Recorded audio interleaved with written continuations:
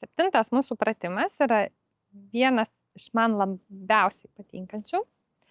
Tai yra pojūtis, tarsi mes tampam tokiais dideliais milžinais ir bandom sustumti kalnus į vieną krūvą. Tarsi rankom užkabinam toli iki horizonto, ištemtas rankas už kalnų viršūnių ir bandom juos sustumti, sugrūsti į vieną vietą. Tada traukiam juos į save, užkabinam ir sustumėm.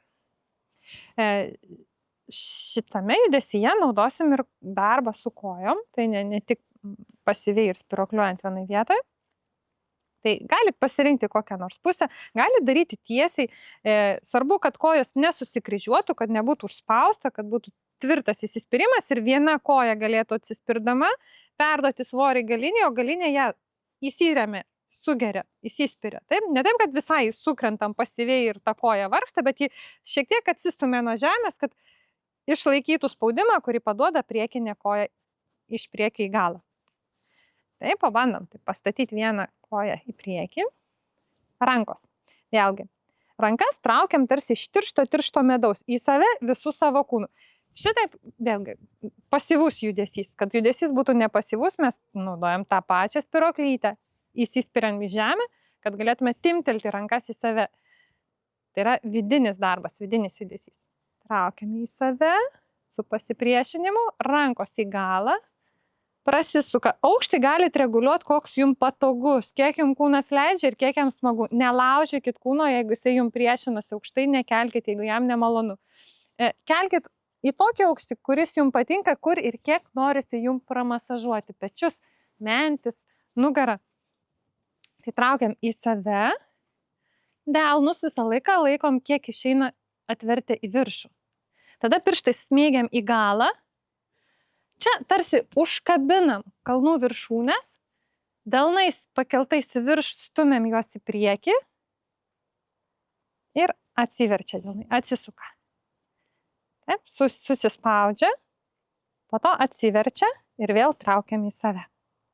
Pabandom tiesiog rankom kol kas.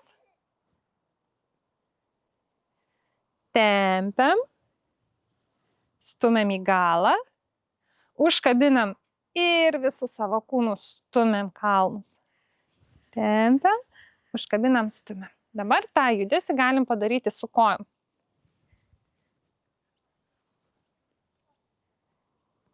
Priekinė koja atsispiria, visą svorį perduoda galiniai kojai, galinė koja atsispiria taip pat nuo žemės, išlaikydama svorį.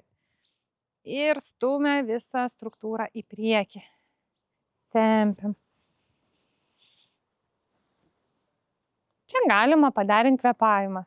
Įkvėpimas, iškvėpimas.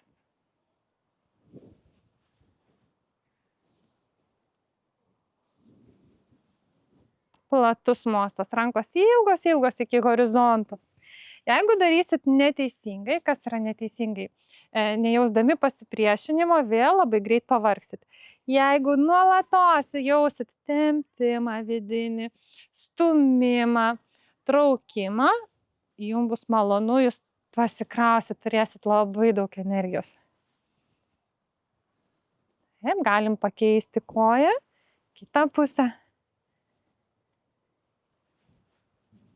Atstumas tarp kojų patogus. Turim patys pasireguliuoti, prajausti, kiek mums patogu. Čia viena spiruoklė, antra spiruoklė, trečia spiruoklė. Gali būti per 2 spiruoklės. Viena, antra. Viena, antra. Pečius tenkitės nuleisti. Dauguma žmonių mėgsta užkelti į viršų. Taip irgi galima, tas irgi yra gerai, bet jeigu nuleisite, bus daugiau tempimo jausmo ten, kur jums jo labiausiai reikia.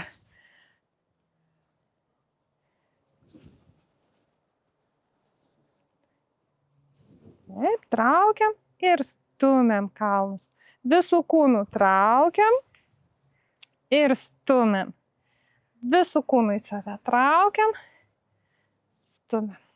Labai svarbu jausti galinę koją, kad nesukristų visas svoris tiesiog ant jos, kad ji būtų įsirėmus, įsispyrus į žemę. Kad jeigu pakelsiu priekinę koją, jūsų kūnas ne vietoj liktų stovėti, bet būtų stumiamas šiek tiek į priekį. šitas momentas. Galit daryti, jeigu su kojom yra problemų, galit sėdėdami daryti arba stovėdami tiesiog vienoje vietoje. Pabandykit padaryti tą vandenyje vėlgi, kur yra pasipriešinimas, jūs išjausit, kiek apvaliai ir maloniai jūsų kūnas nori atlikti šitą judesį. Ir ieškokit pojūčių, kur ir kas nori temptis.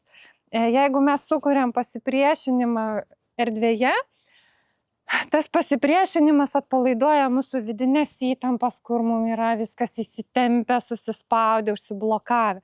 Tai vėl, tai yra įsiklausimas į kūną. Tai ne tik tų vadinamų gumų tempimas, bet ir darbas su savo vidumi, tai yra vidinis masažas, giluminis masažas. Tai linkiu smagiai prasibandyti.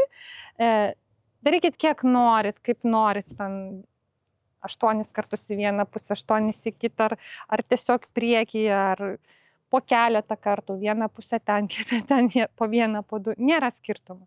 Tiesiog išjauskit, kuo ilgiau darysit, kuo ilgiau banguosit, tuo labiau pradėsit jausti, apie ką yra šitas pratimas ir kiek giliai jūs paliečia. Tai iki kito karto.